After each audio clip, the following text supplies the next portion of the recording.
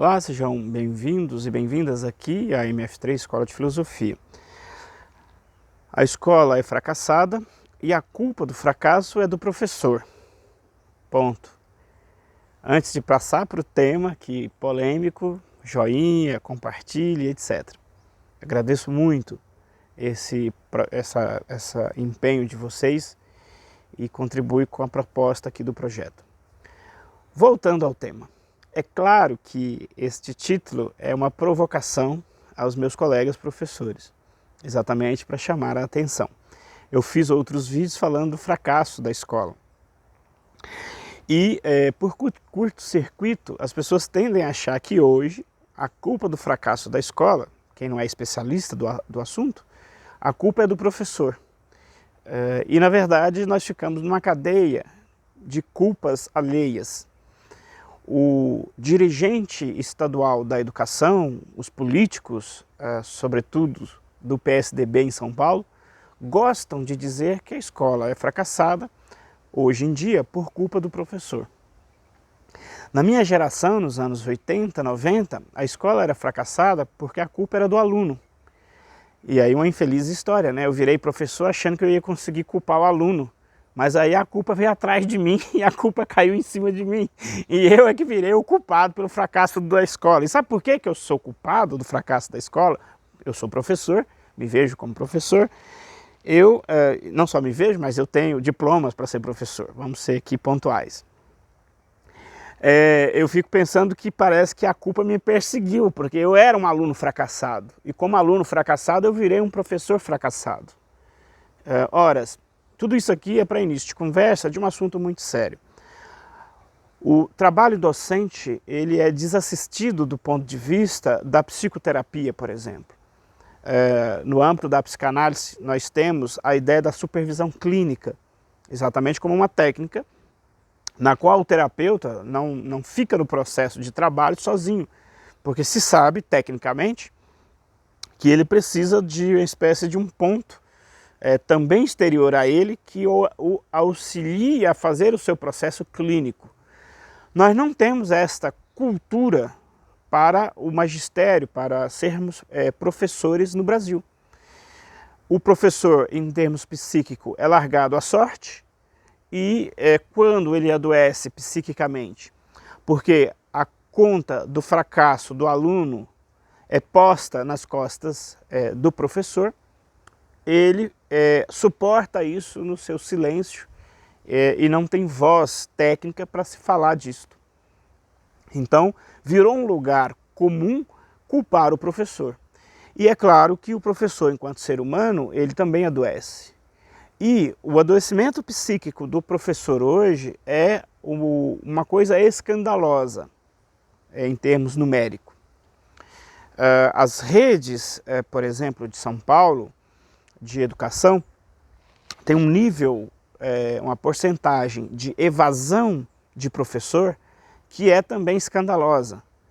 Quando há concursos, por exemplo, dos aprovados, depois daqueles que assumem e daqueles que passam do primeiro ano como professor, é um número absurdo de aproveitamento, o que vão desistindo já nesse curto período. E depois, se nós visitarmos os hospitais psiquiátricos que atendem o servidor público, o professor de escolas públicas, é um número assim, assustador de professores que frequentam ali. É uma categoria que tem numericamente muitos profissionais. Aí alguém poderia compreender que é por causa aí de 200 mil professores só numa rede de São Paulo, a prefeitura de São Paulo também deve ter algo próximo a isto. Nós poderíamos pensar que, por causa desse número avultado, que tem, digamos assim, a incidência de adoecimento psíquico, mas não é. Outras categorias, como a policial, perde, seria depois do professor, é o policial, por adoecimento psíquico, que é uma outra categoria que também não se fala nada. Parece que policial não adoece psiquicamente. O professor, que é a causa aqui, portanto, precisa saber e precisa se criar a cultura de percepção, não só do professor, mas de todos os envolvidos, que o professor é um ser psíquico também, e que ele pode adoecer ou não. E que a ideia do fracasso do aluno, de certa maneira e por várias vias, impacta o psiquismo do professor, do profissional de educação. Em outros vídeos falarei, e já falei indiretamente, do psiquismo do aluno, que também vai ter que carregar a ideia do fracasso. Nós agora temos que pensar que o professor também precisa cuidar disso.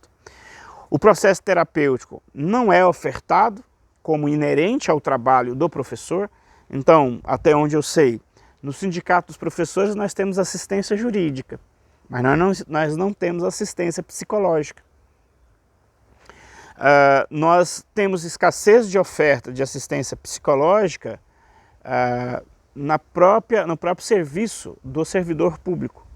Lembrando que no estado de São Paulo, a grande contribuição do PSDB, que é um partido político, é como fazer com que vários professores não tenham acesso ao sistema de saúde do Estado destinado ao servidor do Estado.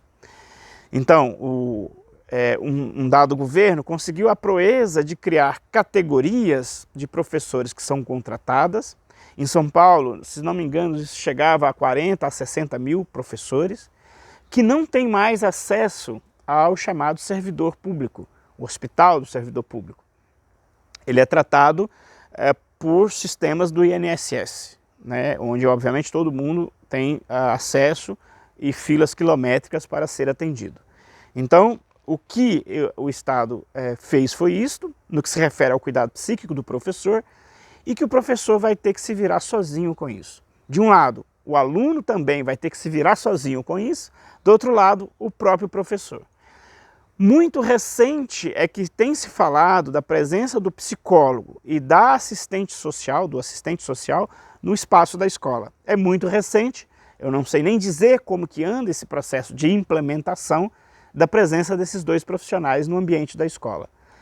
Mas em geral vai ser um profissional por escola, que é um outro processo também complexo. Mas o professor precisa se tratar psiquicamente, e eu vou dizer que tem muitos no estado já de processo de doença crônica psíquica. Este é o cenário que me levou, há um bom tempo atrás, simplesmente me exonerar da escola pública, porque não era possível continuar num ambiente que me adoeceu psiquicamente. Saímos dali achando que a culpa é 100% nossa, de que nós somos o fracassado. Então não é só você, aluno, que é taxado de fracassado. O professor que se adoece, que está num ambiente que o adoece psiquicamente, ele é obrigado também a sair e assumir que a culpa é 100% dele e não de uma estrutura que faz mal para os profissionais, para os alunos e não resolve o problema da sociedade em formar pessoas. Levando o aluno, deixando o aluno totalmente sem conhecimento dessa dimensão dos afetos para o mundo do trabalho, para o mundo adulto. E depois, do outro lado também, todo pequeno empresário que emprega ali 1 ou 2 pessoas já aprendeu também o discurso de que essas pessoas não têm formação. Então nós temos a arte de jogar a culpa nos outros. Mas nós não sabemos por onde começar a ideia do cuidado das pessoas.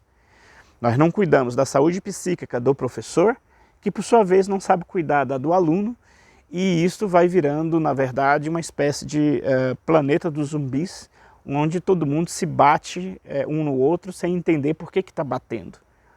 A chave, mais uma vez, é a chave desse processo de cuidado psíquico.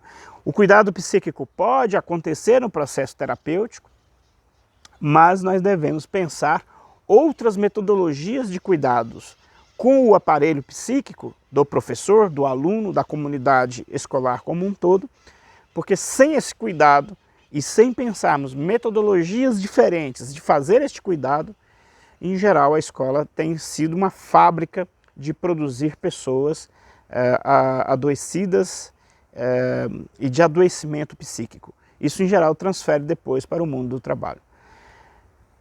O meu canal com a divulgação da filosofia como conhecimento exatamente deseja oferecer elementos, trilhas e informações justamente para todos os profissionais que estão na educação, seja o aluno ou o professor. E que nós não temos esse espaço dentro da própria escola, onde o ensino de matemática reina.